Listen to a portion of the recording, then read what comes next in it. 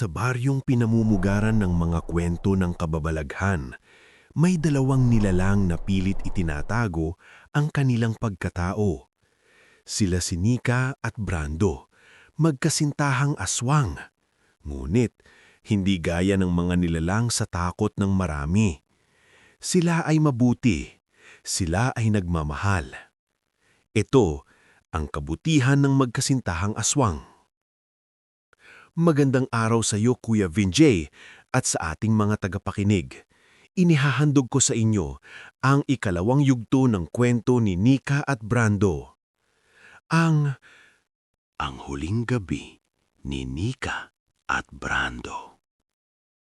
Brando, may mga tao sa labas.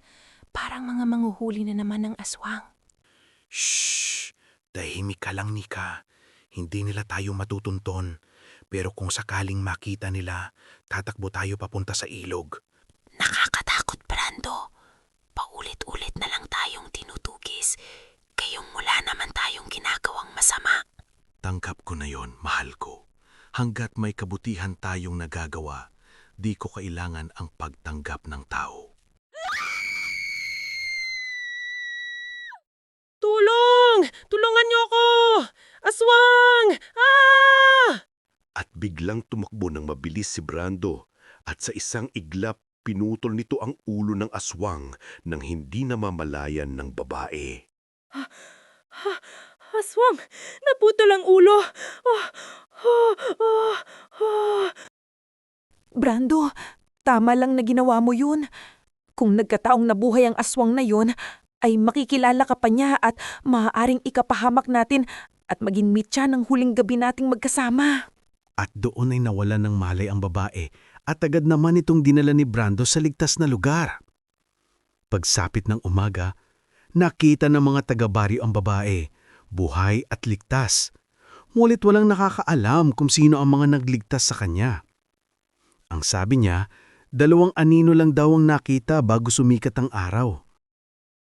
Ito ang ikatlong yugto ng Ang Kabutihan ng Magkasintahang Aswang, ang Alingawngaw ng Baryo San Roque. Sa pagsikat ng araw sa Baryo San Roque, tahimik ang paligid. Ngunit sa ilalim ng katahimikan, may bumabalik na takot. Dahil sa bulong-bulungan tungkol sa 2 nilalang na gumagala tuwing gabi. Narinig mo ba ang Aling Cora? Si Aling Miling, muntik nang mamatay sa ilog, pero may 2 aninong tumulong daw. At may dalaga daw na hinimatay dahil sa aswang na biglang naputol ang ulo. Hay nako, ano ba yan? Ano?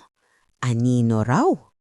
Aba, baka yung mga aswang na yan na nagkukungwaring mabait? Baka naman hindi. Sabi ni Miling, parang mga anghel daw. Anghel baka mo? Sa gabi lumalabas?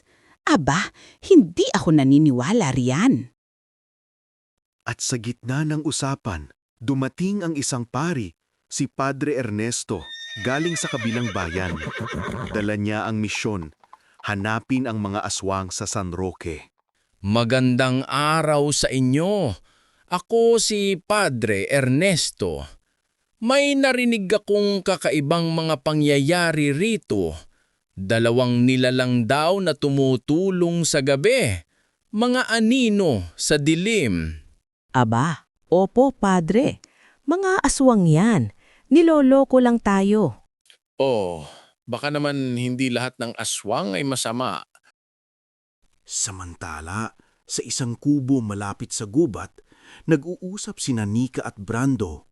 Brando, naririnig mo ba? May dumating na bagong pari sa baryo. Hinahanap daw ang mga aswang na mababait. Narinig ko na yan dati.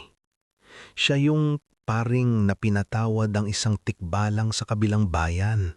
Baka siya na ang sagot sa dasal natin, Brando. Baka matulungan niya tayong tanggapin ng mga tao.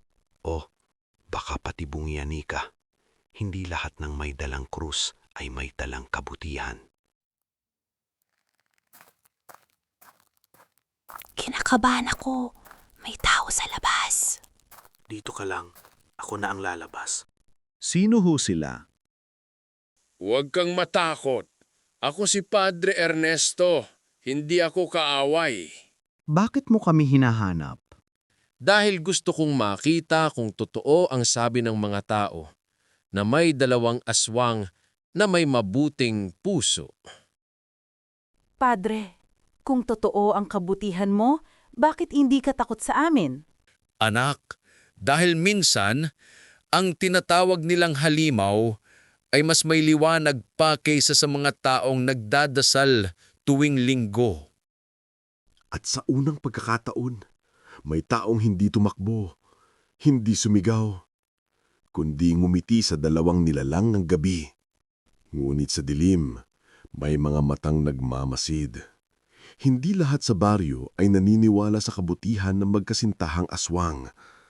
At sa malayo, isang manghuhuling kilala sa ngalan na Mang Teban ay nagpasisyang tapusin ang kabutihan bago pa ito mag-ugat.